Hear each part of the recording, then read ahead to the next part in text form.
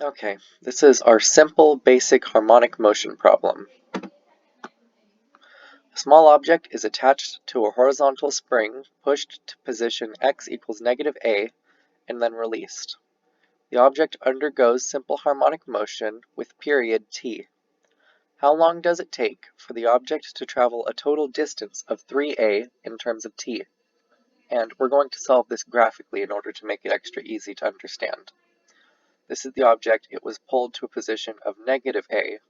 So we're going to assume that the A positive direction is to the right and the negative direction is to the left. So it was pulled over here and now it's oscillating back and forth. This is simple oscillation that can be represented with a sine wave. Now, since it starts at -a, this A still represents the magnitude of the amplitude, because amplitude isn't really a vector, it's a scalar. So the amplitude refers to how far from the center the valleys and the peaks are. So this peak is A amplitude from the center, this valley is A amplitude from the center, this valley is A amplitude from the center, and then it goes like that in both directions. Or, in a sense, this is a real thing, it doesn't have negative time, so it goes like that in that direction to the right. So there are a few different places that the object could have traveled 3a at. And these are the places when we know it'll be a multiple of a, just because they're the peaks, the valleys, and the intersects. That's what we're going to look at. In order to show visually that this point is 3a, we see that the object moves up here, and then moves up to this height, and then moves down to that height. That's 1, 2, 3a. 1, 2, 3a. And then just remember that this is the only physical direction, is up and down with the x. And t is just the direction of time. So how much time passes doesn't actually matter for the sake of determining what height or what position on the sine wave the object will have traveled 3a. And that's this position right here. So what does that mean? Now that we know the position, how are we going to determine how much time it takes for the object to get to that position?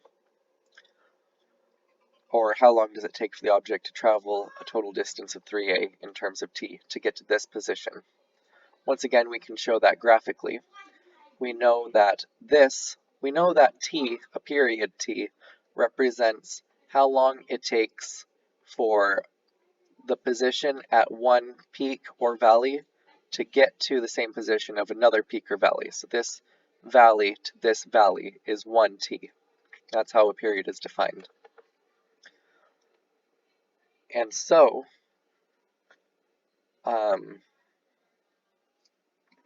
in order to see graphically how much of a t it takes to get to this position, we now, before we only had to look at x, now we have to look only at t.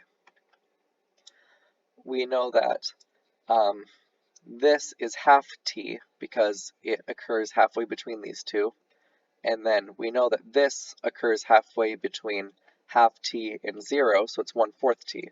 So this is 1/4 t, 1/2 t, and 3/4 t is right here.